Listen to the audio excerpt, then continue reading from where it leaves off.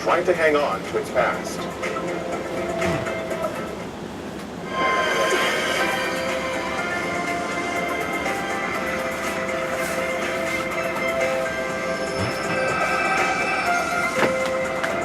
Good morning. So glad you're with us on this Thursday, March the 15th. We'll have more on all of our top stories along with an update to the morning commute.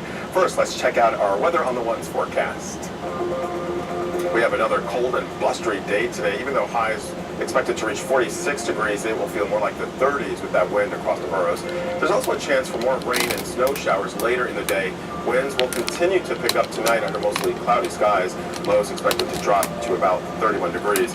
And then dry weather stays with us through Monday along with below normal temperatures. We're also tracking yet another coastal storm slated to arrive for the first day of spring on Tuesday into Wednesday. Mayor de Blasio unveiling a new proposal today. He's calling on the state to enact tougher driving laws. He wants to see the city's speed camera program expanded, and he also wants increased fines for running red lights or speeding.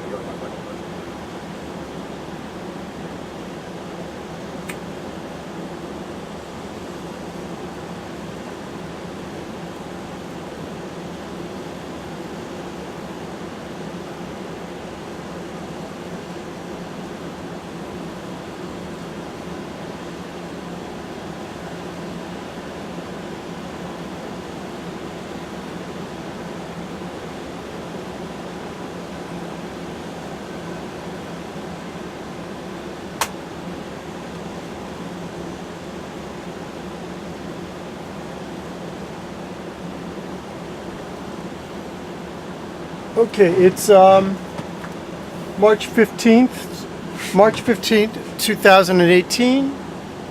It's 10:02 a.m. We're looking at the twin smokestacks, twin chimneys belonging to John's Pizzeria.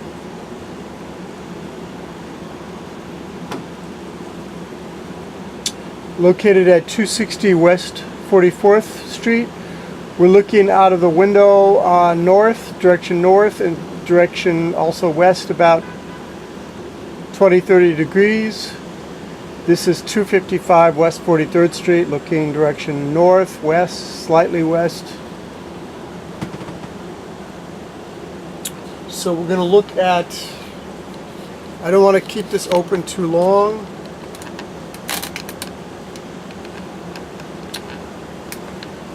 Gonna go to the Bloomberg and see. This is my apartment.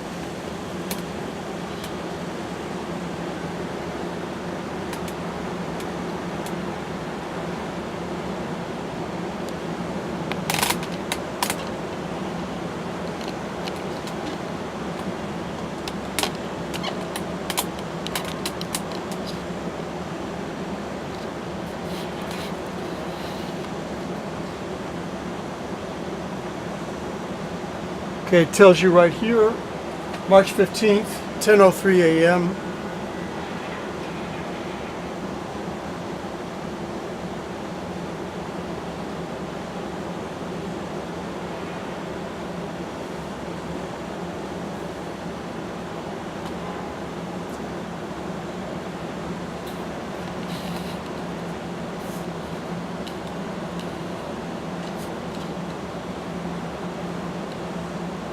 And then I've pointed this out before, that if you look at this is the Dow Jones, S&P 500, NASDAQ, the euro versus the US dollar. Okay, then the Dow, it's trading at 24,848, 849. Every second it changes. Yeah, the Dow's 24,853, 854. The S&P is 2,000. What is it? 2,753. NASDAQ is 7,496.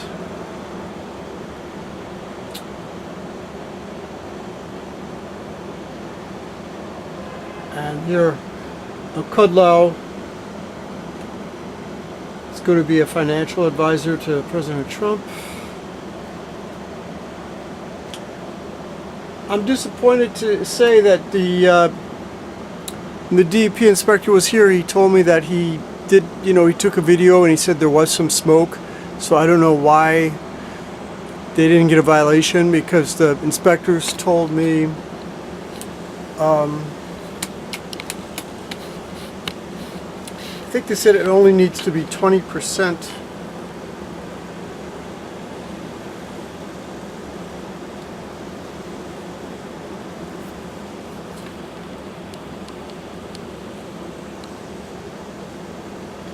I think with the last time that one of the inspectors came over, they said it only needs to be 20%.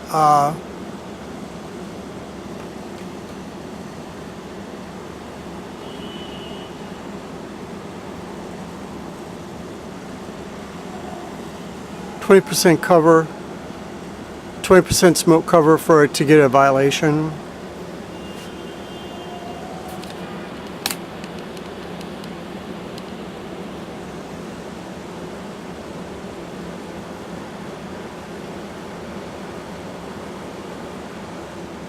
And I just woke up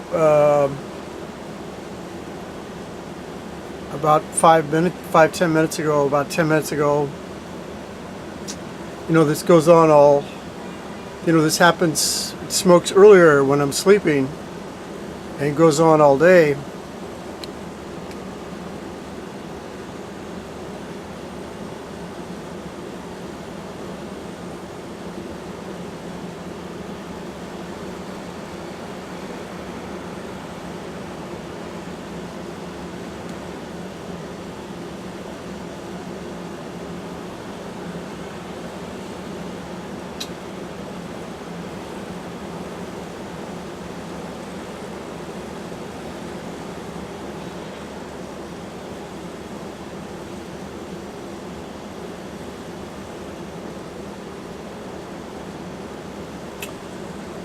Okay, well, it's cold out, and the smoke, I don't want the smoke coming in here. Folks, and the yields that they're getting are so incredibly low on, if you expand out that chart that you have and look historically, bond yields are significantly higher than stock yields over time.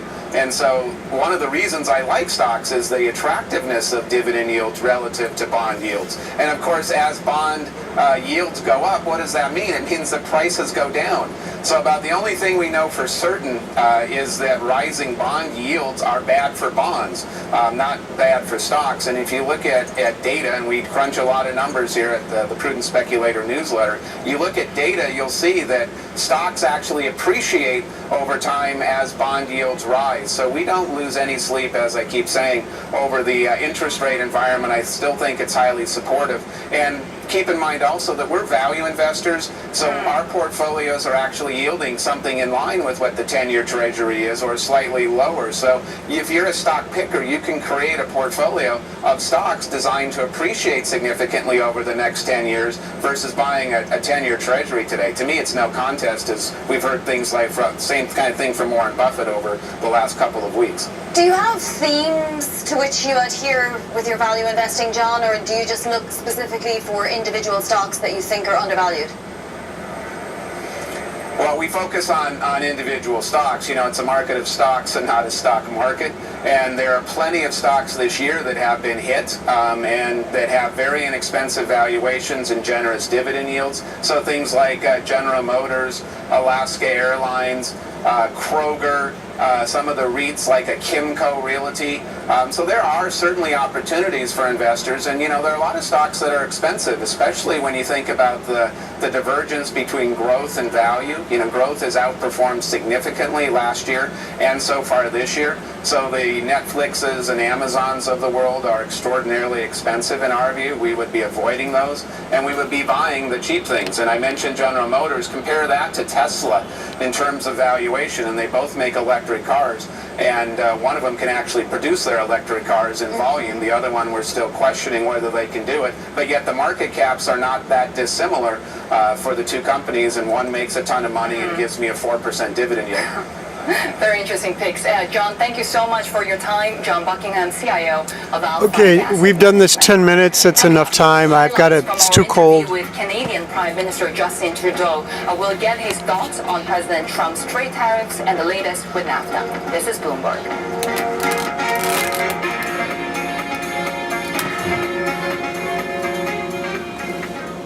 Bloomberg Television is brought to you by Invesco, who asks, why invest in average? Learn more at Invesco.com/high conviction. Growth stocks, global bonds, and high dividend strategies. Sure, these are